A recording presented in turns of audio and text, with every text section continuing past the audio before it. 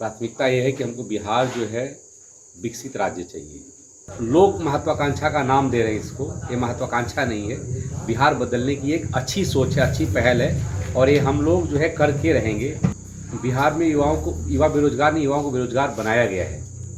कृषि को उद्योग का दर्जा देंगे और जो भी उनको लोन चाहिए वो लोन जो है हम लोग स्टेट गवर्नमेंट की तरफ से प्रोवाइड करेंगे। सेंट्रल गवर्नमेंट तो अभी तक देती रहती है, स्टेट गवर्नमेंट की तरफ से प्रोवाइड करेंगे। नमस्कार, मैं हूं अनुष्का और आप देख रहे हैं MVNews.live। बिहार में चुनावी माहौल है। इस कड़ी में आज बात करेंगे रामगढ़ विधानसभा क्षेत्र की, जहां से मौजूद विधायक अशोक सिंह को बीजेपी में एक बार फिर से प्रत्याशी बनाया है। वहीं दूसरी तरफ राजद की तरफ से सुधाकर सिंह को उम्मीदवार बनाया गया है।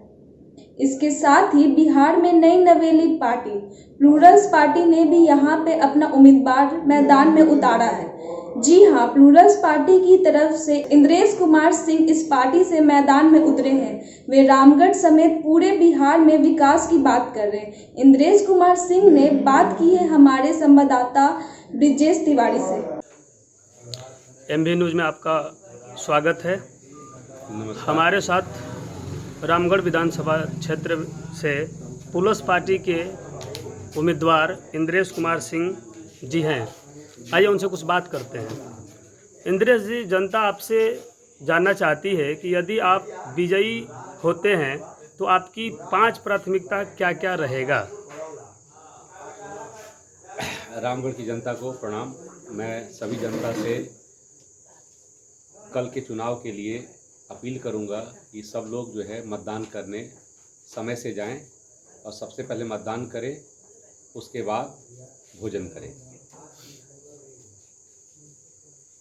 5 प्राथमिकताएं जो है हमारी तो एक ही प्राथमिकता है बिहार के लिए। मैं रामगढ़ की बात करूं या बिहार की बात करूं, मेरे लिए एक ही है। प्राथमिकता ये है कि हमको बिहार जो है विकसित राज्य चाहिए और इस विकसित राज्य में जो चीज़ें होंगी, जो आवश्यकताएं होंगी, उन आवश्यकताओं को जो है मैं और मेरी पार्टी पूर्ण रूप से करने के लिए तत्पर रहेंगी। इंद्रेश जी, रामगढ़ में एक से एक दिग्गज नेता खड़े हैं। इस स्थिति में आप कहां तक पहुंचेंगे? रामगढ़, आपने सही क्वेश्चन पूछा। रामगढ़ जो है राजनीति का अखाड़ा है।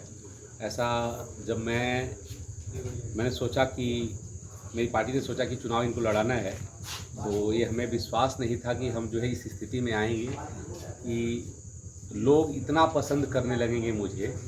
एंड जहां मैं जाता हूं वहां से मुझे यही आश्वासन मिलता है कि आप जैसा प्रत्याशी, ये मेरी आवाज़ नहीं है जो मैं बोल रहा हूं, तो मेरे दिल में मतलब खुशी मुझे महसूस होती है कि जब लोग मुझे बोलते हैं कि आप जैसा प्रत्याशी पूरे रामगढ़ में कोई नहीं है। तो रामगढ़ में क्या आपके अध्यक्षा जो पुष्पम प्रिया जी हैं, उनके पास जो महत्वाकांक्षा है इस बार चुनाव में आई हैं, क्या उनकी महत्वाकांक्षा इस बार पूरी होगी? एक्चुअली उनकी महत्वाकांक्षा नहीं है, ये जो है बिहार बदलने के लिए उनकी सोच है। बिहार की जनता को गरीबी से हटाकर अमीरी की तरफ ले जाने का उनका सोच है और लोग महत्वाकांक्षा का नाम दे रहे हैं इसको, ये महत्वाकांक्षा नहीं है। बिहार बदलने की एक अच्छी सोच है, अच्छी पहल है और ये हम लोग जो है करके रहेंगे इसी चुनाव में। इंद्रेश जी, जो युवा बेरोजगार हैं बिहार के, उसके बारे में आप क्या कहेंगे? बिहार में युवा बेरोजगार नहीं, युवाओं को बेरोजगार बनाया गया है। आज बिहार में शिक्षा का अभाव है। शिक्षा नहीं मिलने के चलते जो है, शिक्षा मिल रही है, कुछ % लोग हैं जो प्राइवेट स्कूलों में पढ़ के और उसके बाद अपने राज्य से बाहर चले जाते हैं अपनी शिक्षा पूरी करने के लिए। तो बिहार में जो बेरोजगारी है, उस बेरोजगारी को हम लोग दूर करेंगे। इंद्रेश जी, जो रामगढ़ विधानसभा के किसान हैं, उनके बारे में क्या कहेंगे?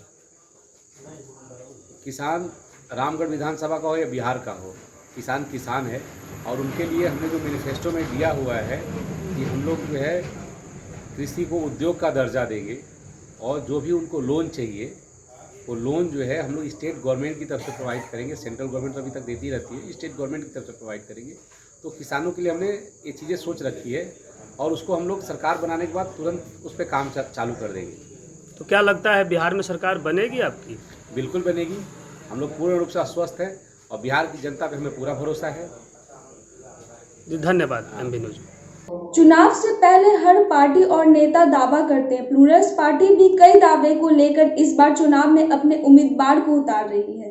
बिहार की जनता के सामने एक नया विकल्प पेश कर रही है। हालांकि अब ये जनता तय करेगी कि वे इस नई पार्टी में कितना प्रभावित होती है और रामगढ़ में इंद्रेश कुमार को कितना वोट मिलता है। ऐसे ही तमाम खबरों के लिए बने रहे हमारे साथ MVNews.live पे। और अगर आपको हमारा वीडियो पसंद आए तो जाते जाते चैनल को लाइक शेयर और सब्सक्राइब करना ना भूलें।